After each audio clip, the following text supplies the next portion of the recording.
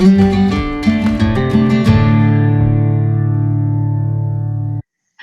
and welcome to Finlight's webinar session to talk about a high-performing family office and how technology enables you to maximize impact. I'm Juliet Carter and I'm the CMO at Finlight. Four panelists join us today. We have Kripa Sudaraman, who is a family wealth and legacy advisor working with families for the past 15 years in a number of areas, from governance to succession planning to looking at practical solutions for organizing family wealth. Adam Denning. Hi. Hi, Adam. Is a product management and technical strategist with over 25 years experience working at Microsoft. Adam has held various roles at Microsoft, including working as an assistant technical advisor to Bill Gates for 3 years. We are also proud to say that Adam is a non-executive director at Finlight. Nicola Hastadter is a third-generation family office and also the founder of IDEO, a platform that enables users to compare the results against their peers with the same risk profile, ensuring trust and transparency in the finance industry. Lastly, JB Tanqueray is the founder and CEO of Finlight. Finlight helps family offices and institutional investors consolidate and supervise all assets effectively from one place to yield higher net returns. Prior to Finlight, JB was the CIO of a single family office. Before we kick things off, I'm going to cover just a few housekeeping points. All attendees are in listen-only mode and the webinar is being recorded. Just as a reminder, Chatham House rules do apply for the content of the webinar. If you'd like to ask any questions during the webinar, please submit them through the Q&A, which you can see at the bottom of your screen. And we will answer these questions at the end of the session. If you want your questions to be anonymous, you can check that option in the Q&A chat. We'll also be conducting 3 polls throughout the session. And just so you understand the format, we want to keep this discussion as interactive as possible amongst the panelists. So we will start out by addressing the purpose of a highly functioning family office. We will then examine the role that technology plays in supporting that. So to kick things off, Kripa, first question's for you. Why do we need a high-performing family office? That is a great question, Juliet, and that's really where we started off our thinking with this white paper that we've been working on together. And it came down to this, really. We need a highly performing family office in order to support a highly functioning family. Let's not forget that the family office purpose is indeed to support the family, and that doesn't happen by accident. Certainly the creation of a highly functioning family, I would say, has a couple of key characteristics to it. So firstly, I would say that a highly functioning family tends to prioritize their ability to communicate effectively and to make good decisions in an effective manner. You can call it harmony, family harmony, if you like, but it's a little bit more than just getting along around the dinner table, but actually coming to a point where you are moving things forward as well. A highly functioning family also tends to prioritize their continued success. So they want to set up good governance systems that will take them from one generational transition to the other to ensure that the wealth is sustained in a smooth fashion.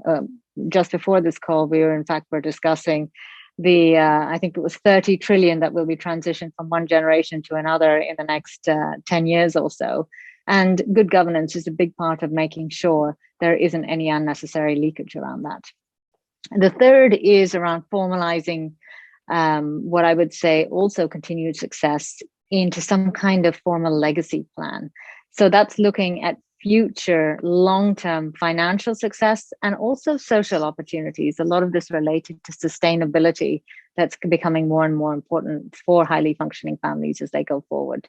And fourth, ensuring that the culture of entrepreneurship is sustained and encouraged across the next generation as well.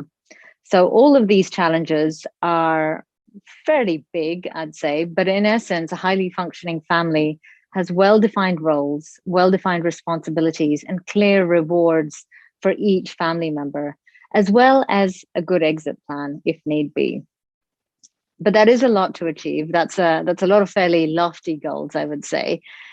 And I would say that these needs must be supported. These objectives must be supported in daily activities and projects by a highly performing family office. It's difficult to get to that lofty goal without doing the work that supports it, and that is what is the function, I would say, of a highly performing family office. So in a broad sense, the highly performing family office is responsible for smart asset allocation, both in the short, medium, and long term. It's responsible for effective asset administration and consolidation.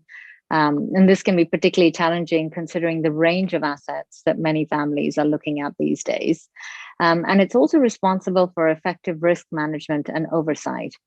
And with the amalgamation of compliance, regulation, cross-border interests, this becomes all the more challenging, I would say, on a daily basis.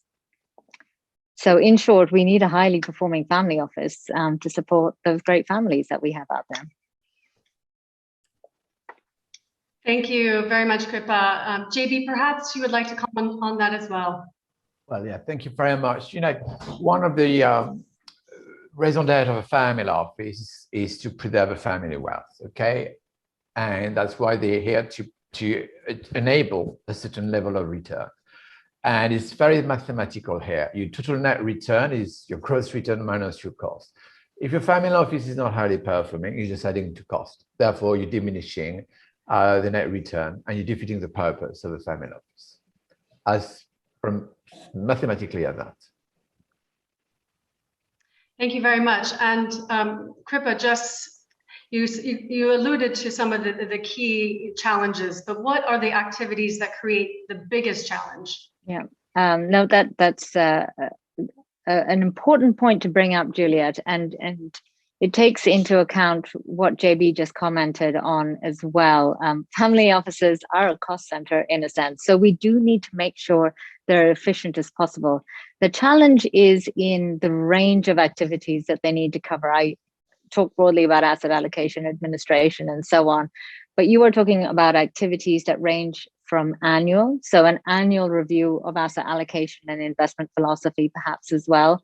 You're talking about an annual review perhaps of business assets as well, an operating business, decisions on a sale of a business, looking at more administrative aspects such as insurance valuations, renewals around that, tax filings, which always become challenging again when they are cross-jurisdictional, annual review of bank fees, other provider fees as well. And then you go down to the monthly activities that you see as well. So a monthly asset review, which is easy enough perhaps when you're dealing just with the banks, but then you also have to think about other alternative assets in there, PE, real estate, perhaps luxury collections, and so on and so forth. You're looking at monthly or quarterly bill payments as well. Family accounting, taking into account also what the family expenditure is according to the family means, quite frankly. And you're looking at then on a weekly basis, trades, other activities around currency hedging and so on, all which need to be done thoroughly on a daily or weekly basis. So it's a very vast range of activities that we're looking at. Large time scale, short time scale, lots of detail around it. And probably one of the biggest challenges that family offices have is the time constraint around these challenges, and the efficiency related to that, and the skills to be able to tackle all these activities in different areas in a competent fashion. Thank you, Kripa. So I'd love to get Nicola and Adam's perspective as well. Just very quickly on my side for this aspect. I think as a family, we tend to use more and more of these tools, and we get more and more information, very precise information, sometimes even more precise than we receive from banks. And I have to admit that what is very important also now is to get the right impulse, what to do when, because you get so much information. that you can, on top of it, some part of the family is not, don't have the skill to really understand it. So I would say keep it simple. How when you decide to for new technologies or people using this technology, your family officer or whoever is your trusted advisor is to be able to keep it simple, which is not so simple, in fact. That might be perhaps my experience. And what technology brings is more and more information, and we need from this technology now to keep it simple. When should I act? When should I act? Absolutely. And Nicola, you're absolutely right, because on one hand, we need to be able to collect this information in some kind of fashion. But ultimately, going back to this concept of a highly performing family, we need to do something with that information. So number one, we need to communicate it effectively within the family. And not everyone's going to have the appetite to digest a huge amount of information as well. And number two, most importantly, we need to be able to use the information to make good decisions for our families, which is in line with our legacy and our values and our place in the community as well. Yeah, I'd like to allude to the benefits of technology here. If you remember, those of us who lived through the 60s, 70s, 80s, and 90s, there was always the promise that technology was going to give us a paperless office. Who has actually achieved a paperless office? I think the answer is 0 people, in fact. Even today, if I wire money from Bank X to Bank Y, I get a paper confirmation of that wire. And in fact, paper and paper equivalents, and paper equivalents, I mean like non-passable documents, like PDFs, for example, are prevalent in this industry. And almost every piece of information you get is in a format that is not machine readable. So the whole promise of automation is only half realized because of the way that the information is presented to us. So we want to be able to answer Nicola's problem of having too much data and not enough guidance to action. But first of all, we have to have all that data in the system in the first place to understand what to do next. And of good quality. Because you see, we receive data from various banks, and it's incredible to see the discrepancy of quality. It's and sometimes it's not the smaller banks that have the worst quality of data. It's garbage in, garbage out, So absolutely, yeah. Absolutely. That's really difficult to find. So here, if we are not here to make publicity or whatever, but for us, it was very important not only to find the people who have perhaps the knowledge to define how to classify stuff or whatever, but really people, first of all, who are able to pump the data correctly and really then use this data correctly, which Finlight does. And as we work with a lot of other companies or we assessed, we found a lot. But many times I think family offices, they think that it's too expensive, all of these tools. But I think when they see the importance of the data quality and how important it is to do that correctly, and we are very, very far from open banking and a standard. I can tell you we are very far. You can tell it, better than me. But for me, this is very important, and I'm ready to pay the price for that as a family. And I think family offices should be ready to pay the price of data quality. Yeah, because otherwise they completely meet the opportunity costs. And there's a bad arbitrage here. It saved us a lot of money and time, having the right data. Just a month ago, one of our banks wanted to negotiate the fees because they thought we were not paying enough fees.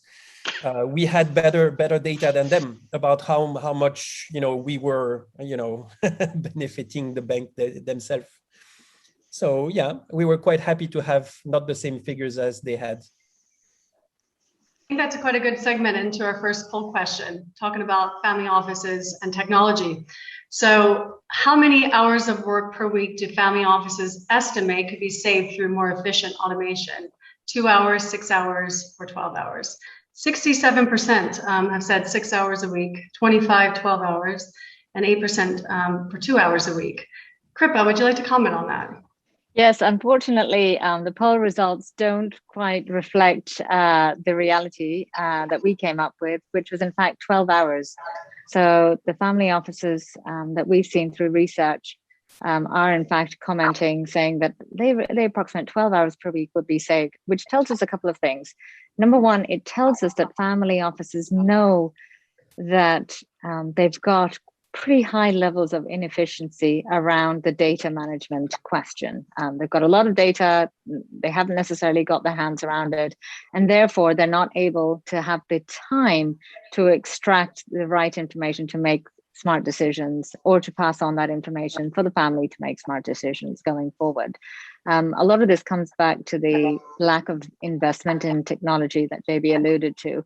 Until recently, I think it's fair to say that Excel has been the go-to for many families. And while it's an excellent tool, there's certainly some drawbacks when we look at the complexity of the situation that we're dealing with and the types of data that we're dealing with.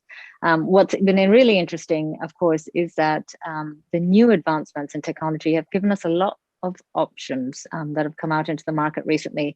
And I think, Adam, you'll probably talk us through some of these advancements that allow us to do some pretty clever things with the, data tidal wave. Absolutely. So we talk about. Sorry, just one. I wish also to say that it really helps you to save time afterwards also a lot. And it's not only the time you save about inputting the data, it's also after, because when you have the data correctly, whenever your auditors are calling you for your holding or whatever, it's in a few seconds you send back and it's right data. And for us, it saved us so much time, so many discussions. It's really a lot of benefits that perhaps people don't see, and this is perhaps why the poll is not reflecting the reality, because you save a lot of times also a lot of time after. Thank you very much, Nicolas. We spoke so far about why we need a high-performing family office and some of those key challenges. But what about the hot topic of transparency? JB, is transparency a necessary requirement for a high-performing family office? Well, yes, I would say yes, because as a family office, you need to preserve a family's best interest. How can you do that, in the blind? And that's where transparency and actually to bring that transparency is one of the features of family office is meant to do. Is to, other economists enjoy using complicated expressions such as information asymmetry. And back to what you were saying earlier, Nicola, when not everybody in the family's got the financial knowledge or interest to go further. This is where you've got your family office to bring those professionals to give you that information, that knowledge that you need. So there's no way you can do that without transparency. So yes, that's a function of family office to bring that transparency. Yeah. It'd be great to get your viewpoints from the other panelists. So for example, Kripa, would you like to comment on that? Yeah, I think it's JP, too right that transparency is key. And I smile because the word transparency is often anathema to family offices. The two don't naturally go together, or haven't historically in any case. And the right hand often doesn't like to know what the left hand is doing. But we are in a different world. Families, particularly with this generational transition, are coming to the fore and saying, we want to be more closely involved with the path of the wealth going forward. We want to have a say. The tax situation, of course, has also altered. The tax environment has altered significantly. So there is a strong role for transparency going forward as well. And the importance of data, again, becomes forefront. Yeah, I mean, I think it's also a lot to do with trust. You've really got to get trust of the family, but also of all those with whom you interact. And if you're going to be this trusted advisor for a family handling millions of dollars, you have no choice but to be transparent. Otherwise, I think it's a failing strategy. Yeah, and this is a key word. I would say, if you want to get trust from people, you need to be transparent on what you do. And this I see a lot with banks. And it's not about, when you are supervising what's going on, it's not that you don't trust people. It's simply when you delegate, you have to follow what's going on. You cannot just do like that. It's very important. And I think for banks, when finally, at least in Switzerland, they will understand that transparency will be in their own benefit, that will make things change perhaps a little bit. What I want to say also about transparency, transparency is not against confidentiality. I think as a family office, we were raised trying to stay low key, and it's, you know, for my father, it was also always very, very important to, you know, stay under the radar, not to show off and all of that. And when I talked about creating a platform where we would share information, you can imagine how scared he was. And then he understood that what we are sharing as a family office on this community is really the data we need to share and totally anonymous. And this is why transparency should be, we should educate people about transparency, what it is and what is the benefit, and that it's not against confidentiality. And that's very important. Transparency, in many people's head, it's I show everything. I'm totally transparent. I show my name, I show, no, that's not the point. And this is also very interesting with new technologies, with blockchain or any kind of new technology. You just share the information you need to share. And that's very important. And you stay you are the commander of this data. This is what I hate from Facebook and all of these things, is that then you are not in charge of your data anymore. So transparency, yes, but confidentiality. Thank you very much for those insights.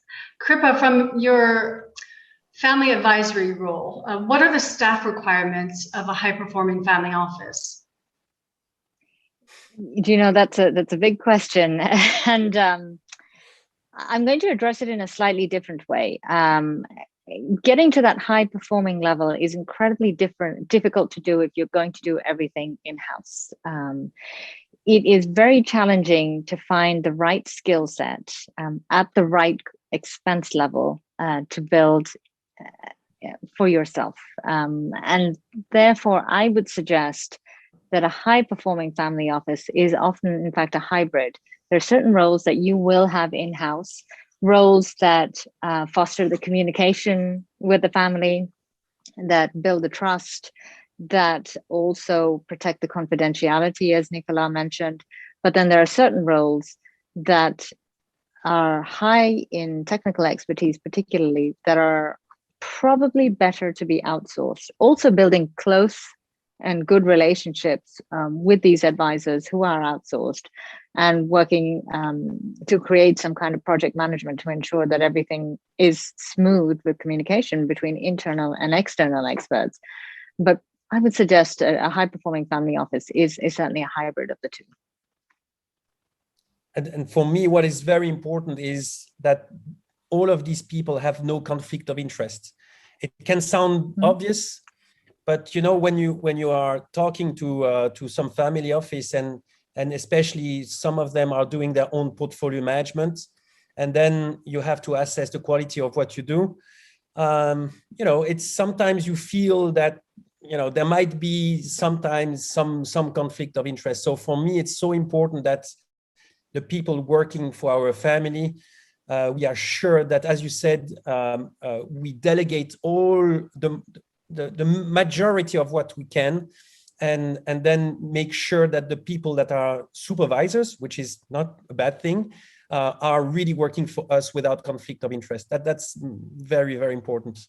So I have a question for you, actually, Nicolas. Will family offices benefit or wish to benefit from participative network effect? I think this is a question of mentality, adoption.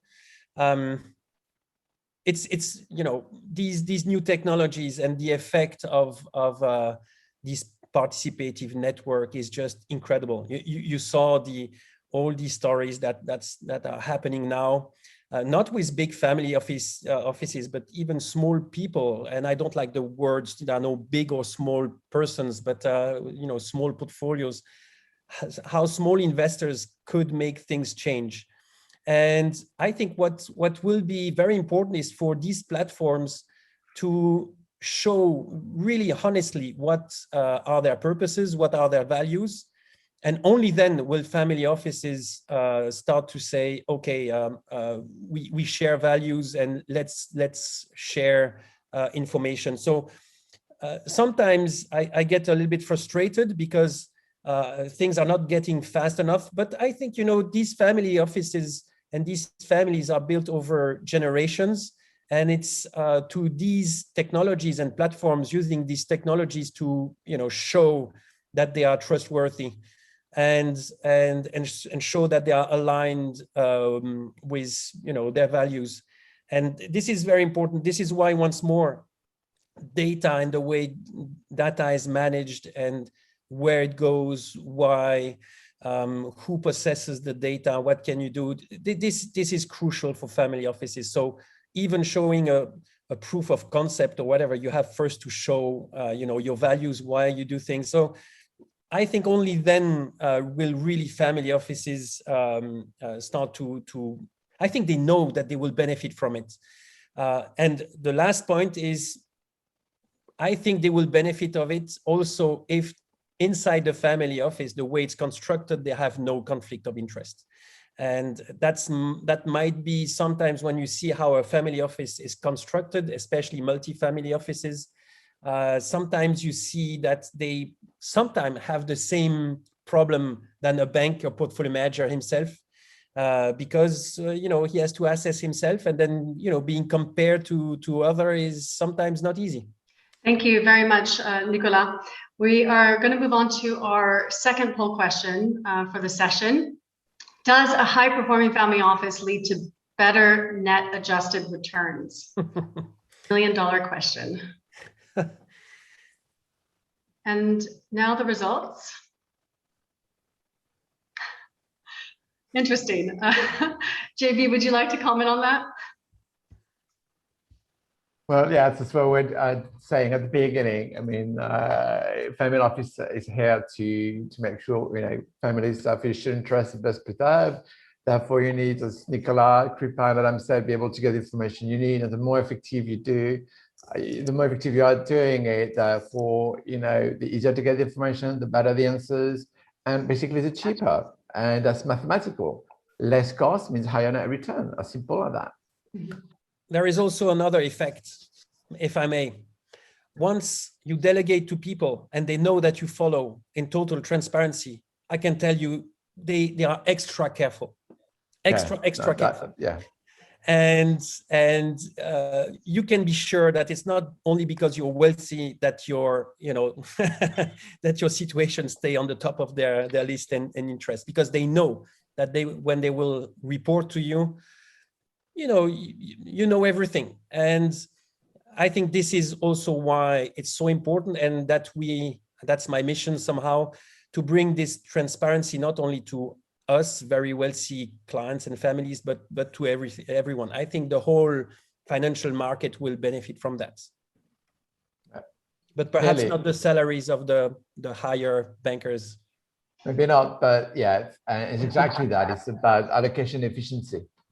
And that's going to impact just the family as well. So it's got a much wider impact. And what you just said also applies to pension funds, long-term institutional investors. The diligence of managing those assets will not impact that net return, but how the economy works as a whole.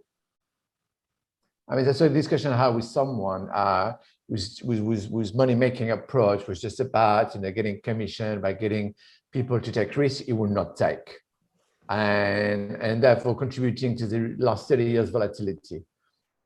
This is a broken model. It can't continue like that, and that's why asset owners have a massive role to play here. Thank you very much for those insights. So now we'll move on to the role that technology plays. We've already alluded to that a bit before, but I'd like to ask Adam, how does machine learning differ from straightforward automation? Okay, thank you for that. Actually, I would think, let's talk about two orthogonal things in technology, two different threads. The first thread is the advance of technology through automation was promise number one. And then to get to the proper depth of that promise, you've got to do things like understand how to interpret the data. So you could say, using things like natural language processing, NLP, to begin to understand data in formats other than already in a database or in Excel spreadsheets, like, for example, PDF statements.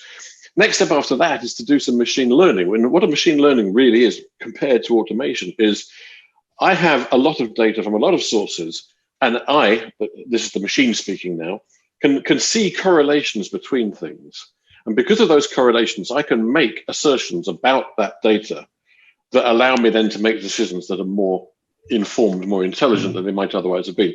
If you recall the past, we had these things called expert systems a long time ago in the 70s and 80s, and they were really hardwired versions of machine learning. This is when you put enough information into a system that it could make pre-chosen decisions through a tree of data. Now with machine learning, that is more dynamic, and in fact that the answers become made up as the machine goes along. So the more that it learns, the more that it can infer from the data, the more intelligent decisions it can make. And obviously the step beyond that is in fact artificial intelligence. Artificial intelligence means a lot of things to many people, but what it really means is to treat a computer like something that can think. Machine learning doesn't give it that, NLP doesn't give it that, automation doesn't give it that, AI does.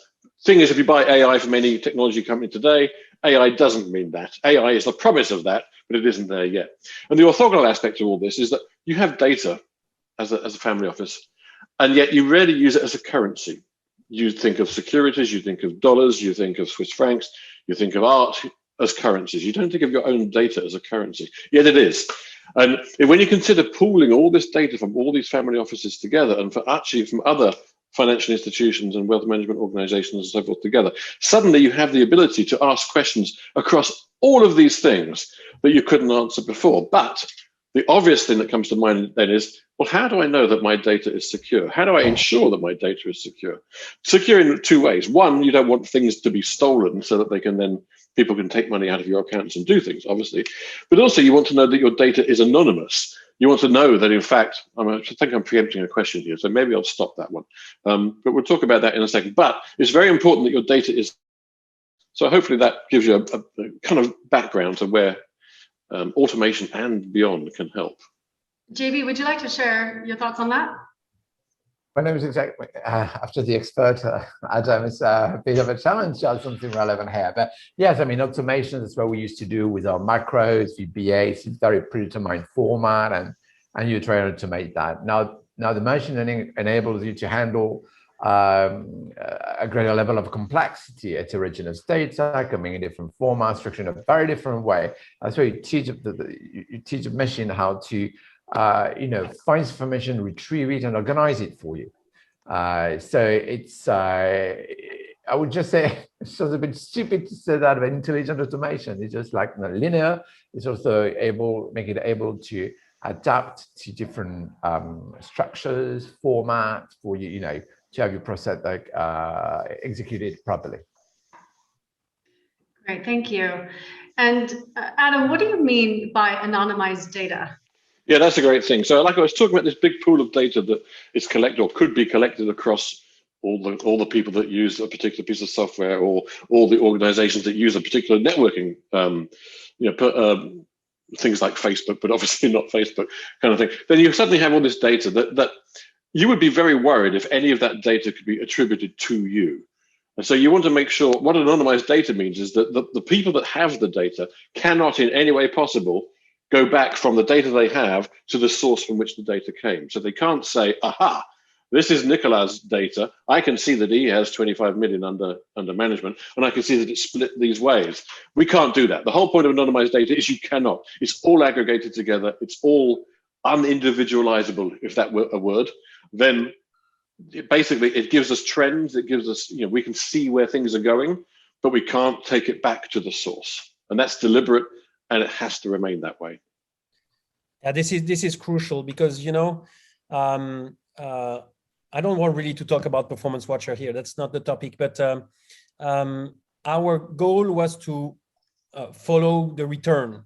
And to follow the return, we just needed the total valuation. I can give you the example of UBS, they say, we don't want to do something specific. Our way to send data is we send everything or nothing. And I said, but I don't want to receive the positions. I don't want, because as soon as we start to receive position, we might know who is behind. As you said, we have in our family some positions in private equity. if you just Google and you go and you put these names, you know, you will very quickly see who is behind the data. So not even, you don't even really need artificial intelligence then to see, you know, who we are.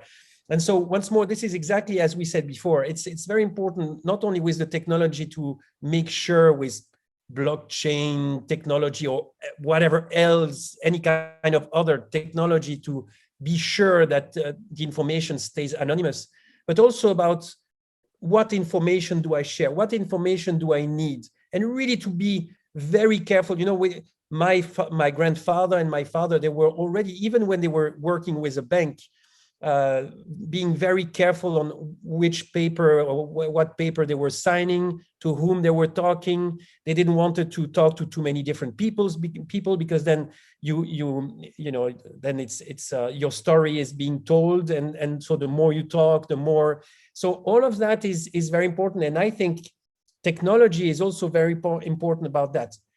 You know, there is a company now in Switzerland called Weekend, based also on these blockchain whatever technology, and one thing that they do is called Weekend Comply, and so you are sure that you can share within, you know, banks and independent asset manager some information, AML information and whatever about clients that can be shared. And I think this is very interesting to see how this enhance the managers and the families and everyone, but by being very sure that the information that is shared is really confidential, completely anonymous, and that's really a challenge. Thank you. Would any of the other panelists like to comment on that? JB? No, we completely agree. How about you, Kripa?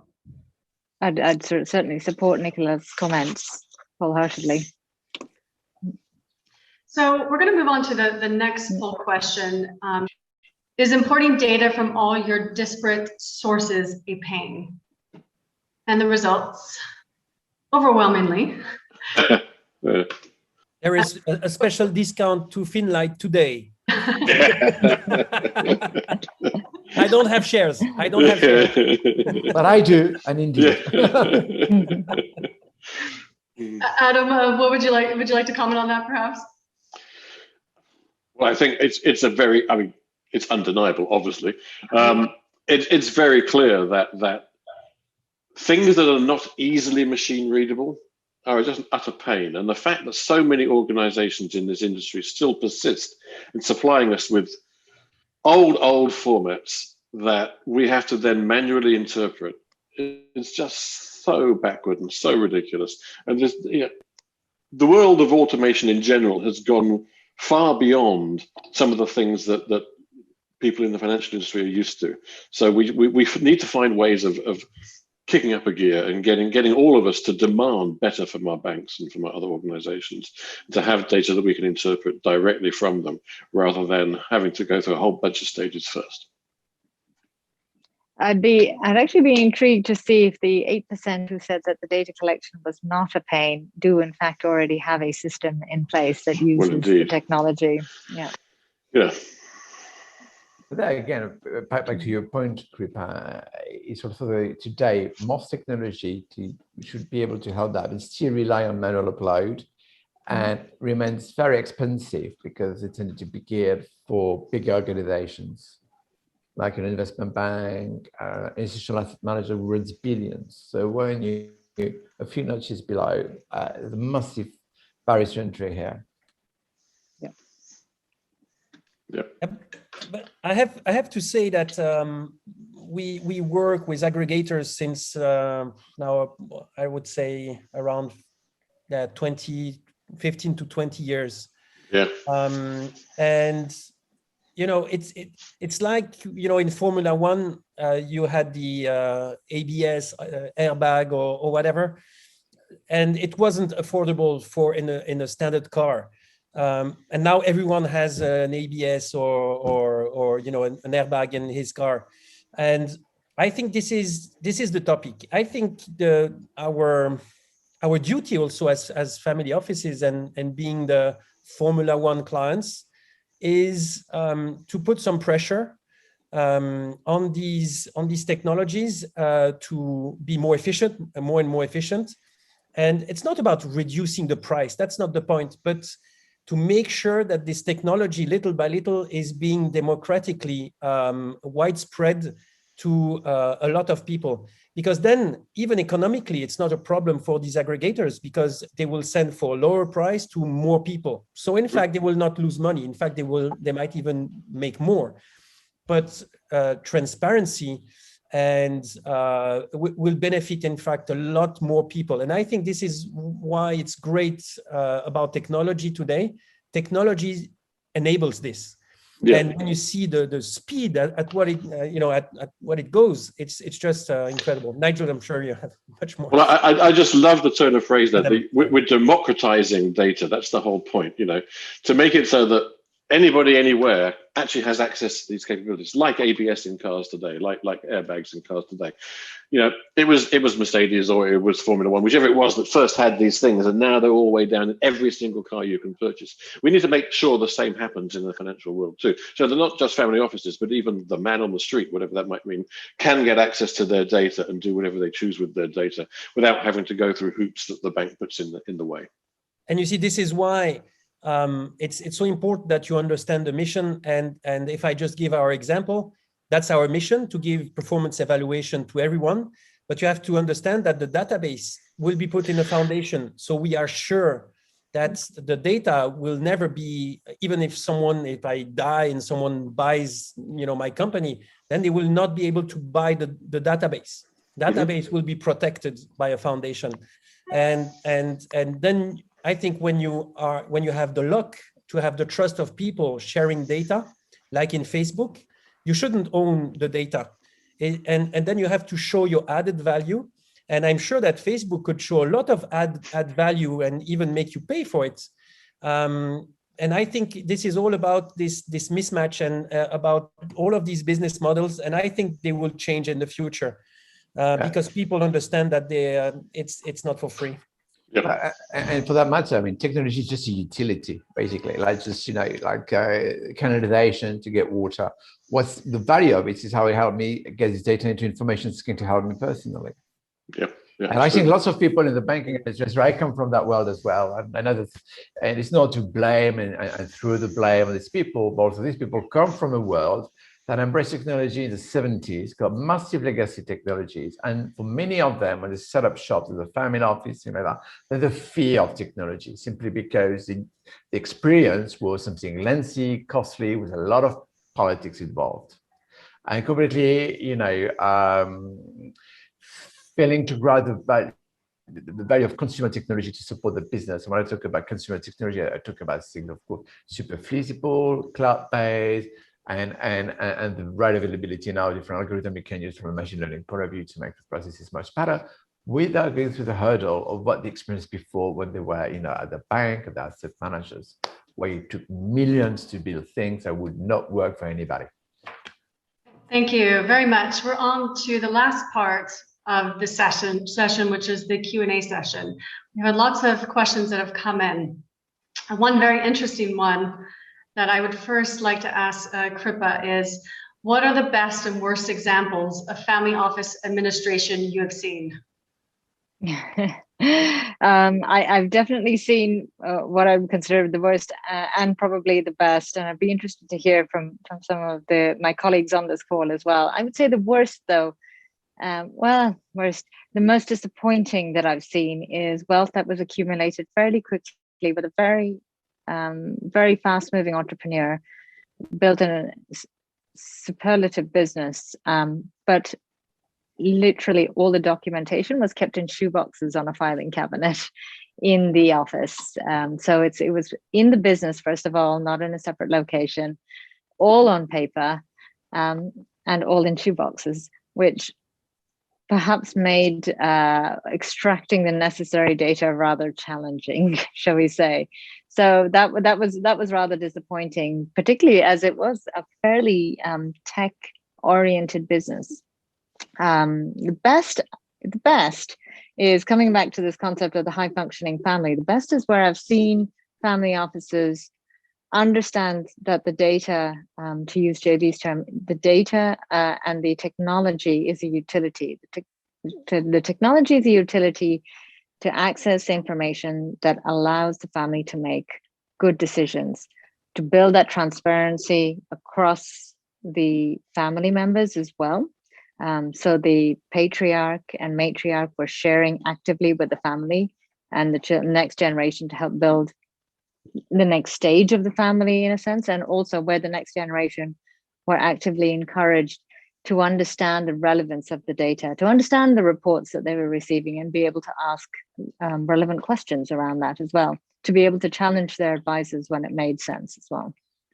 Yeah, that's in fact for me would be your example is my example of the worst case I saw. It was the patriarch that wanted to keep the power, and in fact, I think to make sure that it goes over generation, you have to train your family and your sons and daughters about what's going on. And in our family, for instance, at a certain age, we give everything to our sons and daughters. Yet we keep, I don't know how you say it in English, on garde l'usufruit. So then they have to manage themselves, and we will get the outcome of this management for the portion that we still get. So you have to be damn sure that you that you train them well, because so that would be the worst one that I saw, because when this person died, it was just a nightmare. It was just a nightmare. No one knew about anything. And obviously the best one is my own family office. I can tell you it's perfect. Just kidding. That's great. Just kidding. Just kidding. Just saying. JB, would you like to comment on that as well, perhaps?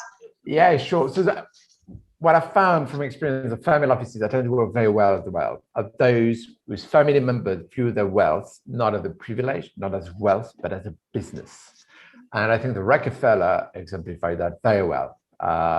It's about value elements, it's about everything. And this is something I also found among very well managed families from northern France, which is the hardcore industrial, where the French Industrial Revolution occurred like 2 centuries ago, where this is, and they've got their own university to train the next members. Information is managed like they manage their business, and the wealth, is managed like they would manage a business with the right dashboard, KPI. So that's those I know the best. Now, of course, I came across a situation where indeed there's some families that's got internal conflicts to handle, and everybody tries to keep information away from each other. That's the worst case scenario, and that is wealth. Doomed wealth. That the broken. What's the name of this book in the 1930s? The Bruckner-Müller curse, and also where everything is is managed away from people's attention in a desire to keep the other party, other family members ignorant, and that is how things gets rotten. I think it's fair to say that there's a trend in family office to accept mediocrity.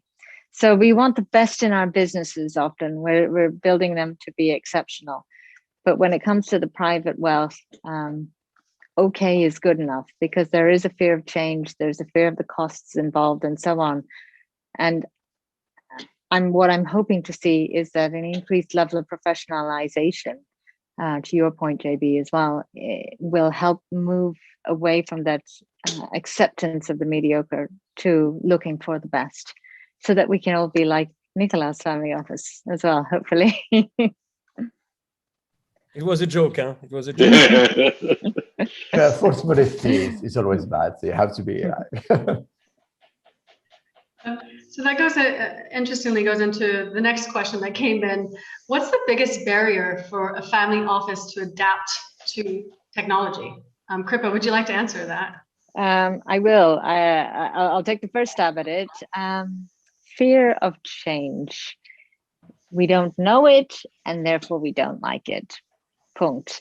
There are other things as well, of course. So some of the other barriers to technology, adopting technology, I would say security and confidentiality. Do we really believe our data is going to be secure and private? Coming back to costs as well. And I think there's a misalignment with the cost when you look at various systems and platforms and the full understanding of the value that a platform may give us. So that misalignment is there, but ultimately, just plain simple fear of change. Mm-hmm. Mm-hmm. Adam, Nicolas, JB, any Yeah, comments? Yeah, I've got a whole bunch of things to say. Sorry, who's going first? Adam, please. Fine. Okay. So, I mean, I think Kripa touched on them all, but there's some interesting things here. First of all, we as the technology industry have to demonstrate our value to family offices. If we don't do that, then what's the point? And I don't think we do that well enough. We say, well, just use Excel or just do this. And we make assumptions about people's not just capability, but also desire to do things. And I think we need to get that desire over the hump by giving them value that they can clearly see, that they understand the benefit of, and will go for straight away. So step one, we have to show value. Then we have to help people understand that, in fact, it's not as scary as it seems. That, in fact, just because you don't know it today doesn't mean that you won't know it tomorrow, because all these things are relatively straightforward when it comes down to it. There's not much that people have to learn. They simply have to change processes, and that's always difficult. You do things a certain way, now you have to do things a slightly different way, but that way will give you value in one of at least two ways. One is it'll save you time. The other is it'll allow you to do more of the things that you're good at, because the things that you don't want to do are done for you. So I think both of those things are key things that we, again, need to educate people on. And then obviously there's all the other aspects, like what is the cost? And in particular, what is the privacy, confidentiality, security, etc. around my data? How do I know that just because large company X holds it securely in their cloud system somewhere, how do I know that somebody's not going to hack into that and take my data or do things that would otherwise annoy me? Taking data isn't enough. If they then use that to take my money, that's an awful lot worse. How do we make sure that doesn't happen? And so we need to be much, much better at communicating and educating than, we can't just say, well, you're stupid and conservative, you need to understand. It's not about that at all. It's that we as an industry need to say, look, this is the benefit. These are the fears that you have. We understand those fears, and here is how we address those fears. And every day we need to get better at that. Every day in every communication we ever make, we need to get better at doing that. And I think this is why these families go over the centuries, because they are being careful, because they just don't just adopt like that. I think it's sometimes it's also if you imagine before, private banking was doing for clients what you were doing for yourself, and I think if you are not able to prove that you first do it for yourself, how can you then ask the others to do it? Yep. And I think it's exactly when, I don't know, a banker is telling you to invest in this or that, perhaps first question would be, are you doing it for yourself? Mm-hmm. And you tell me to buy some crypto assets, are you doing it for yourself? I know. Mm-hmm. and here it's exactly the same. Are you sharing your own information there? Are you doing it, and I think this is very important, because sharing the interest, showing that you have no conflict of interest, and it's exactly as you show added value. And would you do it for yourself? Would you do it for yourself? Yeah, perfect. I think we're going to have time for 2 more questions. There are more questions, but I think that's all. We only have 5 minutes. I think this is a good one for you, JB, and also Kripa. So family offices are long-term investors. Do they really need to be performing as long as they align with the family values?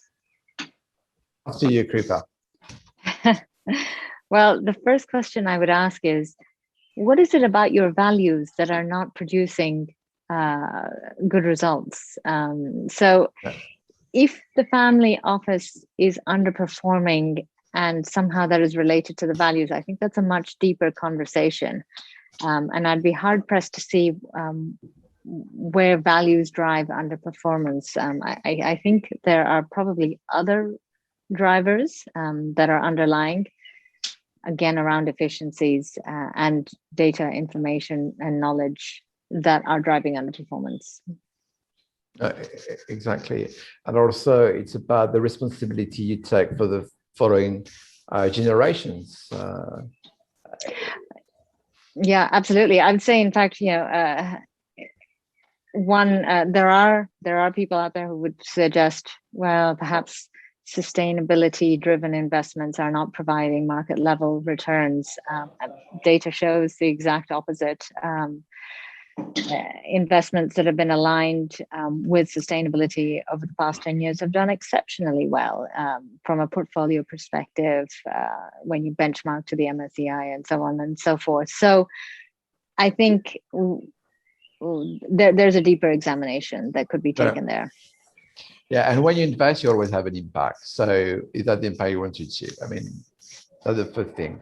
Responsibility for the next generation. And here, progress, you cannot escape progress. You should rather embrace it and own it. And that's when someone would tell me, I'm a long-term investor. I don't mind about, risk management because I'm a long-term investor. Fair enough. But the day the market collapses, I can tell you it does care about risk management, but it's slightly too late. Thank you. So one more question, and I think this one is quite interesting. So would hiring a trusted advisor be enough to ensure that a family's best interests are preserved? I'll ask JB first, and then perhaps Kripa and Nicolas.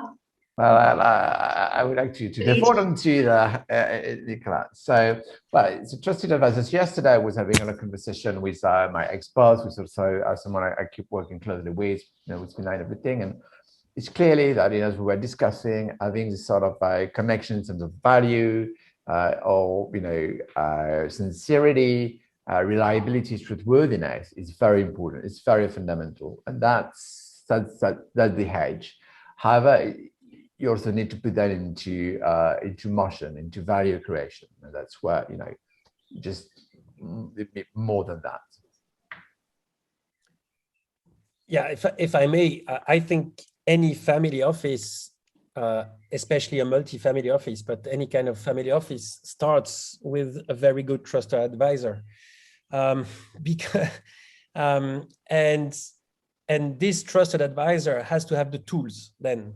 So the network and the tools, and the good thing with the trusted advisor is that he's paid by the family, point.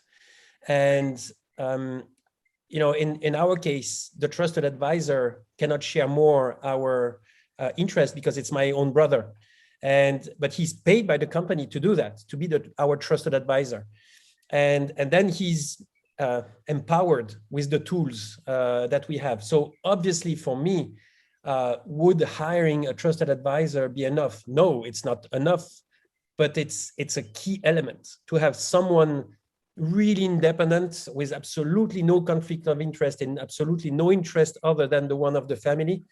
That's so important. I don't know you, but in our family, my grandfather had one trusted advisor.